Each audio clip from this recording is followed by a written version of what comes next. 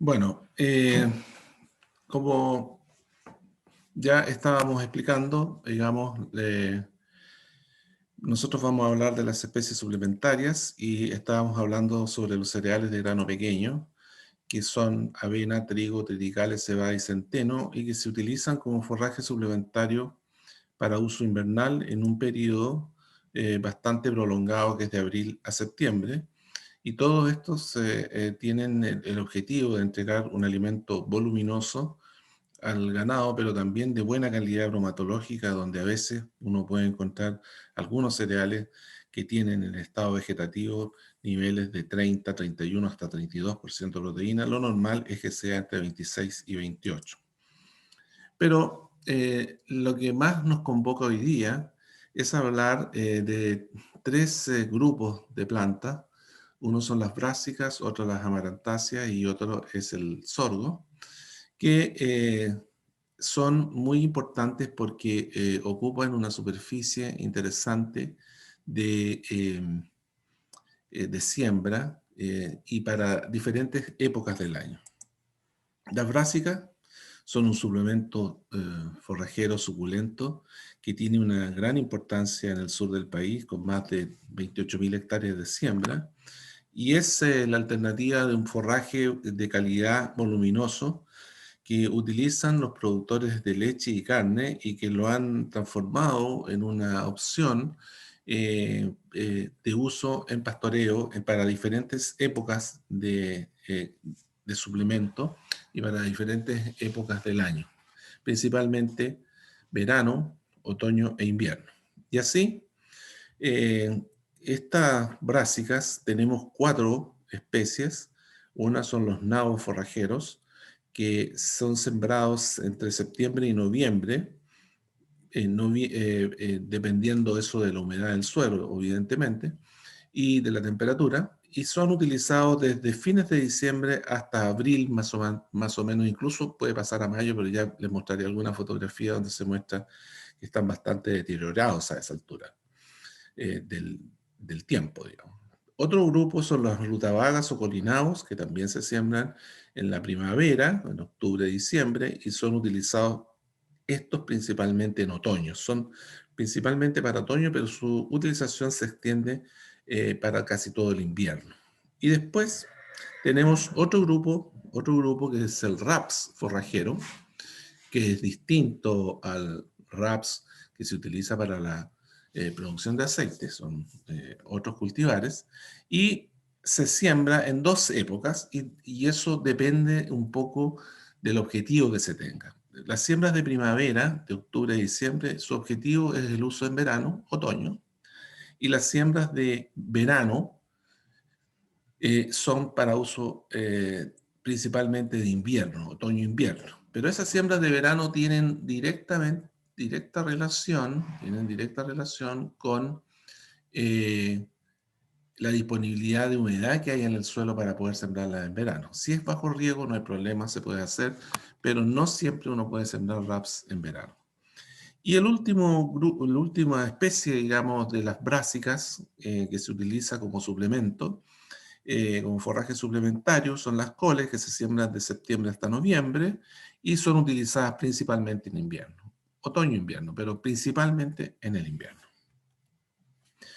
Todas las brásicas tienen restricciones de consumo, dado que durante su periodo de disponibilidad para el animal está produciendo un grupo de glucosinolatos y además de compuestos azufrados que generan, digamos, ciertos problemas en la nutrición de las vacas, de los animales, y considerando esto, el consumo no debe superar el 30% de las dietas, sobre todo en las vacas lecheras.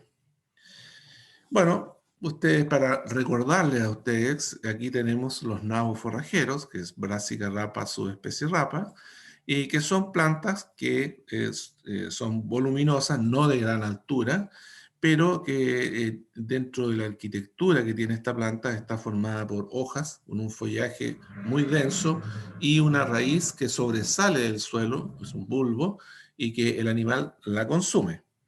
como ustedes pueden ver ahí. También existen nabos que son un poco más altos, de mayor altura, y que solamente tienen hojas y no tienen bulbos. Y por lo tanto es una especie muy diferente, son de arquitectura distinta. Aquí ustedes pueden observar los nabos, donde la proporción de hojas y raíces cambia en la medida que avanza el estado fenológico de la planta. de la planta.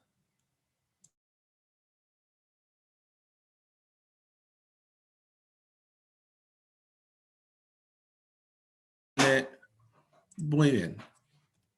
Aquí los nabos se entregan a través de franjas largas y angostas y que tiene por objetivo hacer un uso eficiente, ya que los animales son ávidos de consumir la brásica. ¿Debido a qué? Debido a que en realidad al principio el animal que no conoce una brásica no tiene avidez por consumirlo, pero una vez que lo consume ya lo hace suyo, lo hace un cultivo atractivo para él, de alta palatabilidad, y por lo tanto es muy ávido y es muy rápido su consumo en la franja que uno le da en el día. Por lo tanto, no puede uno estar haciendo rectángulos, sino que tiene que ser una franja muy larga y muy pequeña. Otra planta brásica, después analizaremos cómo se pastorean, pero veamos primero las especies para que ustedes recuerden, digamos, cuáles son. Esta es la rutabaga o colinao, que es Brassica napus, variedad napobrásica, y que suele ocurrir de que en pastoreo se pierda mucho cuando uno entrega una franja muy amplia, porque tiene un bulbo de mayor tamaño, tiene una raíz de mayor tamaño que las nabos, y por lo tanto estas raíces son un poquito más duras, más lignificadas, y el animal las va rechazando y no logra consumirlas en un segundo o en un tercer pastoreo, y eso hace que las vaya enterrando, sobre todo cuando llueve las va enterrando, entonces se van perdiendo. El raps forrajero es muy distinto, es todo hoja, no es consumida su raíz, es todo hoja y tallos, y es una planta que tiene un follaje muy frondoso, y que en realidad el animal lo consume con mucho agrado, digamos, y por eso también el uso de las franjas largas y angostas, como se puede ver aquí, esto un consumo en pleno invierno, y esa franja es la que va definiendo, obviamente, la eficiencia de uso. Si ustedes se fijan, aquí la franja para el día siguiente está hecha que no son más de 2 metros de ancho aquí, porque el animal consume 1 metro acá, 80 centímetros, 1 metro acá, y por lo tanto, en el fondo, lo que uno calcula es 1,80 m, 2 metros de ancho de la franja, considerando solo 1 metro al lado del cerco eléctrico. Las coles, o Brassica oleracea, es la planta más antigua, digamos, en nuestro país de consumo en pastoreo o soiling de invierno. Es una planta que la estructura hoy día es una estructura de planta muy diferente, es una planta con tallos delgados, con mucha hoja y muy palatable, y que el animal la consume con mucha rapidez.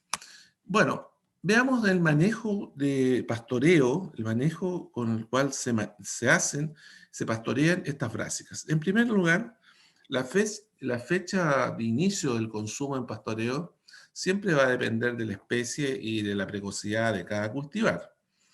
El desconocimiento, como ya les mencionaba, de los animales del forraje ofrecido, produce un rechazo en los primeros pastoreos, pero una vez que ya los animales están con hambre y conocen el cultivo, lo consumen con avidez, a niveles de acelerar la velocidad de traslado de los cambios de potrero cuando van a consumirlo.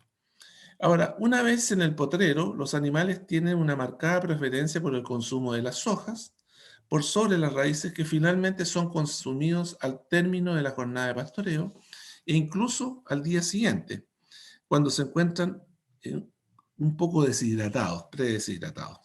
Ahora, hay autores que indican que no hay preferencia por parte de las plantas, pero en las condiciones de nuestra zona es algo que se observa con frecuencia en todos los cultivares. Ahora, la palatabilidad y avidez de consumo supone, digamos, la necesidad de restringir la oferta diaria por el riesgo metabólico del consumo excesivo, obviamente. El exceso de consumo se evita ofreciendo al ganado franjas diarias de pastoreo largas y angostas, controladas con el cerco eléctrico, que tiene que ser un cerco eléctrico que efectivamente funcione, digamos, que funcione, y que además permite reducir las pérdidas por pisoteo, defecación o contaminación con tierra. La restricción con el cerco móvil aumenta la eficiencia de uso de este forraje y también nos hace controlar el tiempo con lo cual nosotros vamos pastoreando este forraje. Aquí ustedes pueden ver que es una franja un poquito más ancha, pero es que no se ve el lote, es un piño muy grande y el potrero es pequeño y por lo tanto la franja tiene que ser un poquito más ancha, pero igual el animal la va a consumir absolutamente.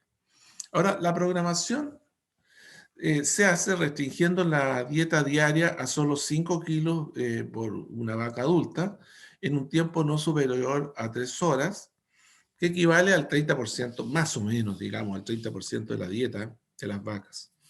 El consumo excesivo produce problemas metabólicos como son la anemia hemolítica, el bocio, también cierta fotosensibilización, lesiones hepáticas, timpanismo, por acción de factores antinutricionales como son los glucosinolatos, que ya los dije, y los sulfóxidos de metilcisteína y los nitratos, que son, ese es el compuesto, los sulfóxidos son los compuestos azufrados. Pues bien, ¿cómo se calcula la franja diaria en las brásicas? Bueno, la definición se realiza utilizando el valor de forraje disponible y cuánto es lo que vamos a consumir, ¿cierto?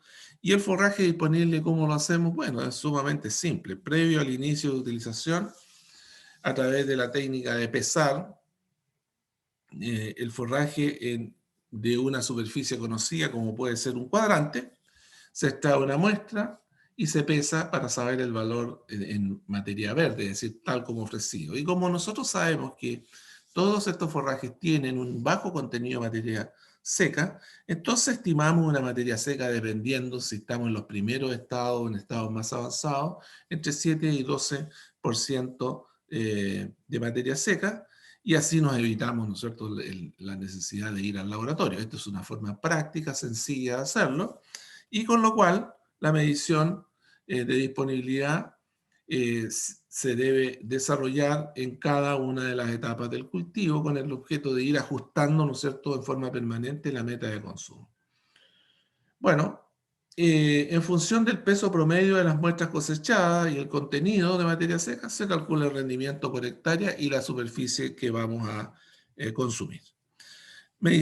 Aquí está la medición con un cuadrante del forraje disponible, donde es importante considerar tanto hojas como raíces, y la raíz completa, porque el animal tira la planta hacia afuera y sale la raíz completa. Entonces se calculan las dos como están aquí las tenemos afuera ya. Ahora, en el caso del RAPS, 5 kilos de materia verde equivalen a 50.000, 5 kilos de materia verde por metro cuadrado equivalen a 50.000 kilos de materia verde por hectárea. Si tiene un 7%, vamos a suponer, digamos, que tiene un 7% de materia seca, los kilos eh, por metro cuadrado son 0,35, por lo tanto son 3.500 kilos de materia seca por hectárea. Lo mismo en los nabos, si son 7 kilos, son 70.000, a 8% son 5.600. Las coles, si son 10 kilos de materia verde, son 100.000 kilos, al 10% es 1 kilo de materia seca por metro cuadrado, y por lo tanto tenemos 10.000 kilos y así sucesivamente, ¿no es cierto? En la ruta vaga la misma cosa. Entonces es bastante simple calcularlo porque al comienzo de la Ujú. suplementación habitualmente no coincide con el rendimiento máximo que puede alcanzar el cultivo y por eso uno tiene que calcularlo y el porcentaje de materia seca de cada cultivo al inicio es inferior al logrado en el periodo de máximo desarrollo. Entonces, en el periodo de máximo crecimiento del cultivo, los contenidos de materia seca, como ustedes pueden ver aquí, el porcentaje cambia y por lo tanto los kilos por metro cuadrado también cambian porque aumentan y por lo tanto la disponibilidad que hay en el máximo crecimiento es bastante más alta. Ruta vaga 19 toneladas, 16 en las coles, 12 en los nabos. Ahora, el potencial productivo de cada cultivo está determinado por factores como el cultivar, el momento en que lo sembré, la dosis de semilla, sí, cuando es baja la dosis, digamos, la preparación del suelo, que tiene que ver con la emergencia, la fertilidad, la disponibilidad de agua, entre otros. Ahora, establecer el consumo del rebaño considerando un consumo diario de 5 kilos por animal, al momento de comenzar la suplementación, como también en el periodo de máximo crecimiento, hay que determinar el rendimiento del cultivo y conociendo la demanda y el rendimiento se puede calcular la superficie. Y así, si nosotros tenemos un número de cabezas que pueden ser 100 vacas, supongamos que vamos a hacerlo con 100 vacas, un consumo diario por cabeza de 5 kilos, necesitamos 500 kilos de materia seca diarios, ¿no es cierto? Y que lo tenemos que hacer en una franja angosta y larga. Pues bien, la demanda son 500 kilos. La disponibilidad, vamos a suponer que estamos en el periodo de máximo, casi de máximo rendimiento, son 10.000 kilos, por lo tanto la franja por hectárea, la hectárea, perdón, tiene que ser 0,05. Si hacemos una franja en metros, pues si lo consideramos en metros cuadrados, 500 metros cuadrados. Pues bien, si tenemos que poner un ancho de 2 metros, tenemos que poner un largo de 250 metros. Y el movimiento del cerco, si son 2 veces, el largo de la franja serán 125 y se mantendrá el ancho de la franja en 2 metros. Por lo tanto, ahí tienen una forma muy simple de calcular la franja diaria. Determinada la superficie, se debe asignar el cerco eléctrico según las condiciones particulares de cada potero, procurando que la franja siempre sea larga y angosta, con el objetivo de que las vacas consuman el forraje en línea, lo que permite incrementar la eficiencia de uso. En la práctica, el ancho de 2 metros supone colocar el cerco a una distancia de solo 1 metro, que ya les he mencionado, porque los animales en forma natural consumen bajo el cerco 1 metro adicional. Y ahí ustedes lo pueden observar. ¿Ya? Esto siempre debe ser considerado en los sistemas de entrega de este tipo de forraje suplementario, ya que uno no se puede equivocar. Recuerden que nosotros podemos generar problemas metabólicos en los animales. Ahora, una franja mal calculada produce pérdidas de eficiencia del uso de forraje, como ustedes lo pueden observar aquí, en el cual se hizo una franja extremadamente ancha y por lo tanto el animal que consume ávidamente el follaje va dejando botado, ¿no es cierto?, las raíces, los bulbos, y esto va quedando así, digamos, y este es el problema, que se va ensuciando y eso ya el animal lo va a rechazar en el próximo consumo. Y si ustedes se fijan hacia atrás aquí, todavía hay muchos bulbos, y eso que se ve en blanco, esos son bulbos que no fueron consumidos, Pero sin embargo, si ustedes miran, perdón, aquí, ustedes pueden observar que no queda absolutamente nada, absolutamente nada. Entonces es muy importante, digamos, considerar lo que yo les estoy mencionando del cálculo correcto de la franja. Siempre es necesario combinar el consumo de brásicas con forrajes fibrosos, porque no tiene fibra, es muy bajo el contenido de fibra, mucha agua, mucha humedad el forraje y por lo tanto siempre hay que considerar una fibra que puede ser heno de pradera o paja de cereales, residuos de cereales que se pueden utilizar. Ahora, a comienzos del periodo otoñal, ya en el caso de plantas que son utilizadas en verano, como los nabos, en este caso es la fotografía, los nabos presentan un aspecto diferente porque están más maduros y también sus hojas presentan los efectos de ciertos ataques de insectos no controlados a veces, como son los pilmes, pulgones o copitáceas que han afectado al follaje durante el periodo de verano. El animal igual se lo va a comer, como ustedes están observando ahí, se lo come todo, absolutamente todo, eso no es el problema. El punto es que vamos perdiendo cantidad de materia seca disponible para los animales. Ahora, a veces, muy rara vez, esto es muy, muy raro, también las brásicas pueden ser destinadas para soiling, es decir, utilizadas, se cortan y se entregan en el corral de alimentación, en los galpones de alimentación, en los lugares de alimentación. Esto fue muy utilizado antiguamente con las coles que eran sembradas incluso a distancias mayores, a distancias mayores a lo que se siembra hoy día, que hoy día se siembra a la distancia de la máquina cerealera tradicional, es decir, 17,5, 15, 14 o 12 centímetros, 12,5 centímetros. Entonces, antes se sembraban hilera por medio, y eso significaba sobre 30 centímetros, y se dejaba el espacio suficiente como para que pasara una máquina cosechadora de una hilera de maicera, que antiguamente existía. Y también hoy día existen, pero son menos comunes. Ahora, aquí tenemos algo que no es frecuente. Esto no son coles, sino que estos son nabos que se arrancaron manualmente y se llevan. Es un productor no muy grande, digamos, y lo lleva al galpón de alimentación y se le entrega a los animales lejos del lugar donde se produce. No es una cosa normal, no es común esto. O sea, no es que sea anormal, sino que no es común, pero es una opción que también se puede considerar.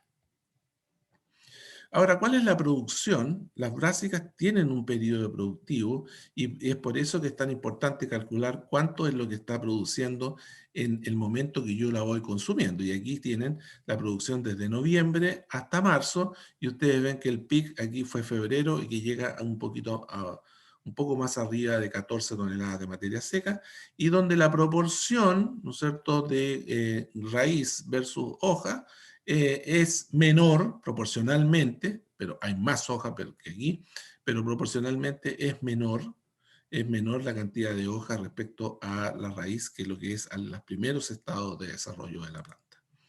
Ahora, el contenido de materia seca de la planta entera, hojas y raíz, la proporción de hojas y la relación hoja, raíz y rendimiento en rutabaga se puede observar aquí en un estudio que nosotros desarrollamos, donde ustedes pueden observar el porcentaje de materia seca de la planta entera es entre 8 y 9%, el porcentaje de hojas entre un 10 y un 9%, el porcentaje de materia seca de las hojas. Las raíces tienen menos materia seca, son más agua, ¿cierto? El porcentaje de hojas base materia seca es de entre 55 y 65, el porcentaje de la raíz base materia seca es entre 35 y 45, y la relación hoja-raíz es de 1,8 a 1,22. Pero el rendimiento ustedes lo pueden observar entre 12 y 18 toneladas, dependiendo, digamos, de la localidad. Bien, esas son las brásicas. Ahora veamos una marantácea que es la remolacha forrajera. El objetivo de esta especie, que también es suculenta, es producir forraje disponible para los animales desde abril a septiembre, pero incluso se puede consumir hasta diciembre. Y uno lo puede consumir en pastoreo principalmente, pero también se puede hacer soiling como les mostré con los nabos, pero no es lo normal. Lo normal es que se haga, no es lo habitual, perdón, lo habitual es que se haga bajo pastoreo. Ahora, los programas de pastoreo, al igual que el anterior, y eso es muy importante, ustedes pueden observar aquí la distancia que hay entre las líneas, esto es lo que están comiendo este día y esto es para mañana, eh, es, eh, es disponer los cercos eléctricos en franjas largas y angostas, estrechas, para el movimiento diario, lo que permite reducir las pérdidas, obviamente, de forraje por pisoteo y bosteo sobre las plantas, que eso es muy, muy importante, digamos. Siempre como complemento a la ración es necesario mantener un aporte de fibra ad libitum permanente como henos o pajas de cereales, y en la etapa inicial de consumo, los animales tienen que ser sometidos a un periodo de adaptación de consumo con el objetivo de evitar consumos exagerados al inicio del pastoreo, evitar las acidosis y otras enfermedades metabólicas como es la disfunción hepática, la inflamación crónica y la cetosis diferida. Y, pero todo eso se soluciona, ¿no es cierto?, con una etapa de ajuste de los microorganismos del rumen y una adecuación del animal al impacto que significa este cambio de alimentación fibrosa de la pradera permanente a una alimentación con menos fibra, como es la que se desarrolla con la remolacha forrajera, que tiene un bajo contenido de materia seca. La oferta de remolacha se incrementa en forma paulatina, desde 1 o 2 kilos por animal al día en un plazo de 16 a 20 días para llegar en animales adultos a consumir hasta 8 kilos de materia seca por animal al día. Y el aumento se hace observando siempre el estado de los animales y el nivel de aceptación que tienen los animales al consumo. Este parámetro, que es la eficiencia de uso, tiene directamente relación con algo que es muy relevante en las remolachas, que es la dureza de las raíces y el tipo de suelo. Existen cultivares que son muy productivos, pero su raíz es muy dura. Entonces, es muy baja la aceptación que tiene el ganado y se limita el consumo solo a las hojas y no a las raíces completas. A veces se comen parte de las raíces, es lo que hace que la eficiencia de uso disminuya fuertemente. Los cultivares de mayor palatabilidad son en general menos productivos, pero con ellos se logra eficiencias de uso superiores al 80%, por lo cual el consumo real por hectárea de la remolacha en un cultivar palatable es similar, de baja productividad, es similar a uno no palatable con alta productividad. En relación al suelo, este es un factor absolutamente determinante, como ustedes pueden ver. Se hace una masa, digamos, una masa plástica entre la planta y el suelo y determina deficiencia, ya que los animales consumen en forma acelerada en periodos que llueve, ¿no es cierto?, en que el suelo está húmedo, en que el suelo está blando, consumen en forma acelerada y una aceptación muy rápida de las hojas, dejando parte de las raíces en el suelo que van a ser consumidas paulatinamente en los siguientes días de pastoreo. Pero en suelos blandos, plásticos y húmedos, parte de las raíces, como ustedes pueden observar ahí, que estaban sobre el suelo, ahora están enterradas y no son consumidas por el ganado, produciendo una eficiencia de uso de inferior al 50%. Otra forma de utilización de la remolacha es el soiling, que supone la extracción manual o mecanizada de la planta completa y su entrega en áreas de suplementación, galpones o potreros de sacrificio. Esto hace que aumente la eficiencia de uso y la extracción mecanizada se hace con una pala adaptada para esta labor que puede sacar fácilmente las plantas completas porque la raíz está, 3/4 partes de la raíz casi está fuera del suelo. Ahora, el rendimiento depende mucho de la localidad, de la cantidad de agua, de la fecha de siembra, de la fertilidad, de la nutrición. Y aquí podemos ver distintas localidades donde el rendimiento va desde menos de 15 toneladas hasta sobre 25 toneladas de materia seca por hectárea. Ahora, hay que considerar que esta planta también en una condición óptima puede llegar a rendimientos cercanos a las 40 toneladas de materia seca por hectárea, lo que es muchísimo. Una planta que ustedes a lo mejor no la tendrían considerada como una planta de suplementación en pastoreo es el lupino, que es utilizado para pastoreo o soiling de verano y también elaboración de ensilaje, pero principalmente estamos aquí hablando de pastoreo, que puede ser solo o asociado a algún cereal de grano pequeño.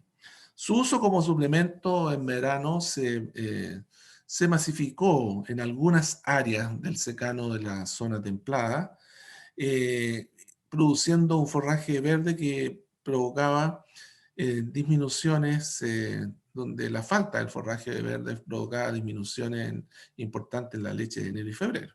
Ahora, con el desarrollo con la aparición de las brásicas, el desarrollo de este cultivo, esta opción fue totalmente desplazada y prácticamente son muy pocos los ganaderos que aún mantienen como fuente de proteína alternativa para el verano al lupino.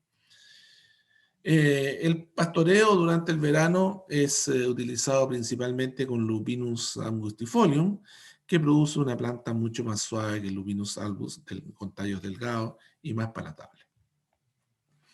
Para lograr un consumo eficiente es necesario someter a los animales a un periodo de acostumbramiento. Nunca se acostumbran muy bien, siempre lo rechazan un poco porque el lupino es poco palatable.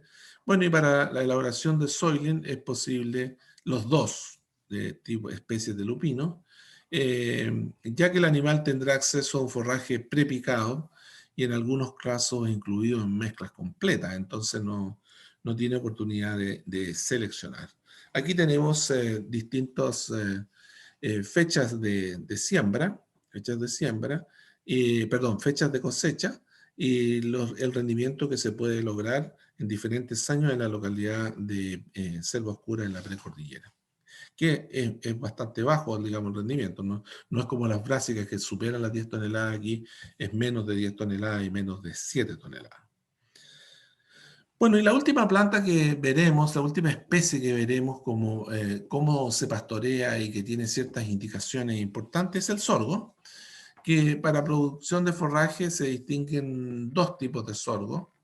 El sorgo bicolor, que es destinado a la producción de ensilaje, y el sordán, perdón, el pasto, el Sudan grass, que es el pasto Sudán, que es una mezcla, digamos, de pasto Sudán con sorgo y que da el sorgo para pastoreo. Eh, los utilizados en pastoreo es un híbrido y que se denomina pasto sudán híbrido o pasto sudán o sudán grass, como lo quieren llamar, y su utilización es en verano, pero bajo ciertas condiciones en el pastoreo.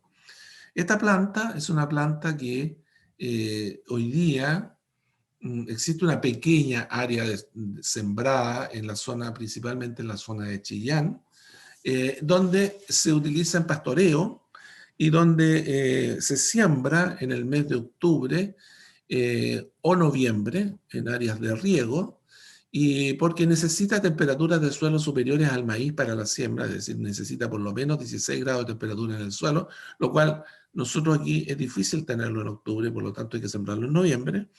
Y su crecimiento es muy rápido, habiendo agua y nutrientes, es muy rápido. Es una planta que requiere un tercio del agua que requiere el maíz, por lo tanto es interesante y se ha desarrollado mucho en el mundo, sobre todo para producción de grano y ensilaje.